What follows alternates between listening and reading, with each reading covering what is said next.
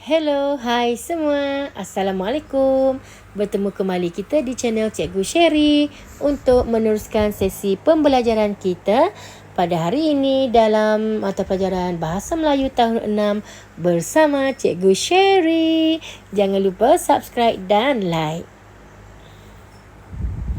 Okey, kita teruskan ya, iaitu dengan tema 7, indahnya warisan kita.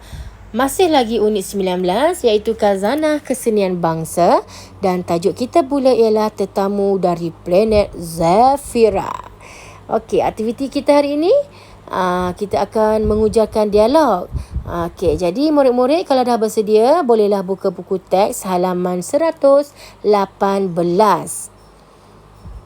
Mari kita tengok standard pembelajaran terlebih dahulu iaitu 4.3.1 mengujarkan dialog dengan sebutan dan intonasi yang betul dan jelas dengan bahasa yang indah serta bahasa badan yang kreatif melalui lakonan. Alright, sekarang mari kita lihat pula objektif pembelajaran. Pada akhir pembelajaran, murid akan dapat yang pertama, mengujar semula dialog dengan sebutan dan intonasi yang betul. Dan yang kedua, menyenaraikan 8 jenis makanan tradisional dalam bentuk peta buih. Dan yang ketiga, dapat melengkapkan pantun 2 kerat. Kemudian kita beralih pula kepada kriteria kejayaan, di mana seseorang murid itu akan dianggap berjaya apabila dapat membaca dialog dengan jelas serta intonasi yang betul lah ya. Okey. Jadi sekarang cikgu perkenalkan kepada kamu 3 jenis kuih tradisional. Sebenarnya kuih ini terdapat juga dalam buku teks kamu. Cuma cikgu keluarkan supaya kamu dapat lihat dengan lebih jelas lagi. Iaitu kuih tradisional yang popular di negara kita. Yang pertama yang kita dapat lihat di sini ialah kuih karas, kuih tabaloi dan kuih muruku. Okey, cikgu percaya mungkin dalam kalangan kamu pernah merasai ataupun makan kuih-kuih seperti dalam gambar ini. Okey, murid-murid, sekarang bolehlah bersedia dengan halaman 118 tentang tetamu dari planet Zafira. Okey, cikgu kecilkan sedikit supaya dapat dilihat dengan lebih jelas. Okey, sekarang aktiviti kita ialah mengujarkan dialog. Kita akan baca bersama-sama tentang tetamu dari planet Zafira. Pada tahun 2040, maksudnya 2040 lah ya. Pada tahun 2040, planet bumi dikunjungi oleh makhluk asing dari planet Zafira yang dikenali sebagai Zaf. Kunjungan Zaf disambut oleh Kapten Amar dengan tangan terbuka. Tujuan Zaf berkunjung ke planet bumi untuk mempelajari seni budaya penduduk bumi. Penduduk bumi tu kita lah ya. Okey. Bagi meraihkan tetamu yang datang dari jauh itu, Kapten Amar telah menyediakan juadah yang istimewa.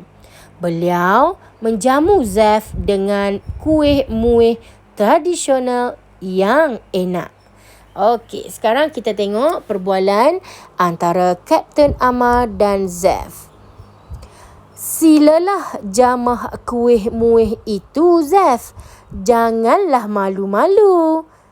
Okey, sekarang Zaf pula memberi respon kepada Kapten Amar. Terima kasih, Kapten Amar. Amboi, banyaknya kuih. Rambang mata saya dibuatnya. Kuih apakah yang rupanya seperti sarang burung itu? Okey, kalau kamu tengok, Zaf ni kan dia dari planet asing ya, datang ke bumi. Jadi dia tak pernah tengok pun kuih ni. Tapi dia tengok kuih karas tu, tengok macam sarang burung je kan. Jadi dia tanya kepada Kapten Amar. Itulah kuih karas atau kekaras. Kuih itu merupakan kuih tradisional negeri Kedah.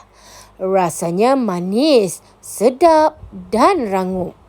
Kuih itu diperbuat daripada tepung beras, air, santan dan gula. Okey, kemudian itu penerangan Kapten Amar kepada Zeff tentang kuih karas. Okey, yang seterusnya, yang berlingkar-lingkar itu kuih apa pula? Okey, Zeff bertanya lagi. Oh, itu kuih muruku. Kuih itu merupakan makanan tradisional kaum India. Kuih itu diperbuat daripada tepung beras, tepung kacang dan rempah. Okey, penerangan Kapten Amar kepada Zeff yang bertanya pula tentang kuih muruku.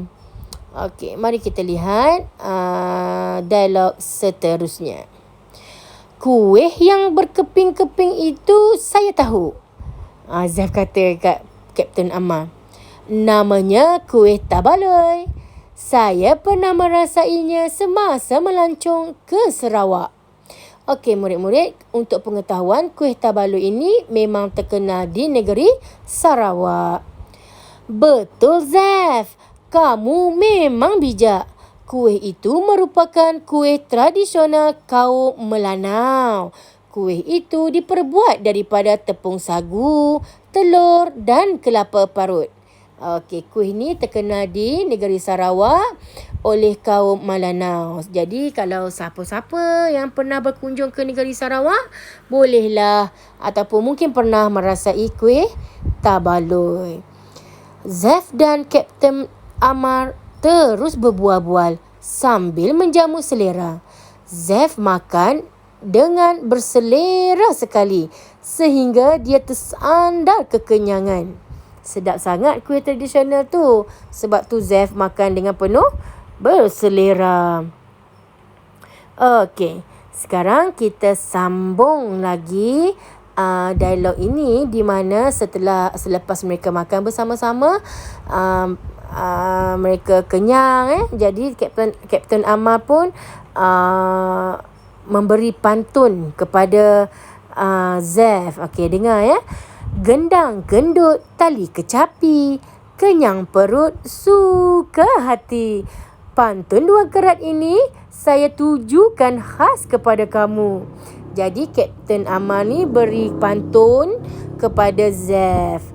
Wah, indah sungguh bahasa kamu. Okey, Zeff memberi pujian kepada Kapten Amar kerana bahasa pantun ini sangat indah ya. Kami di planet Zafira juga pandai berpantun. Dengarlah pantun saya ini.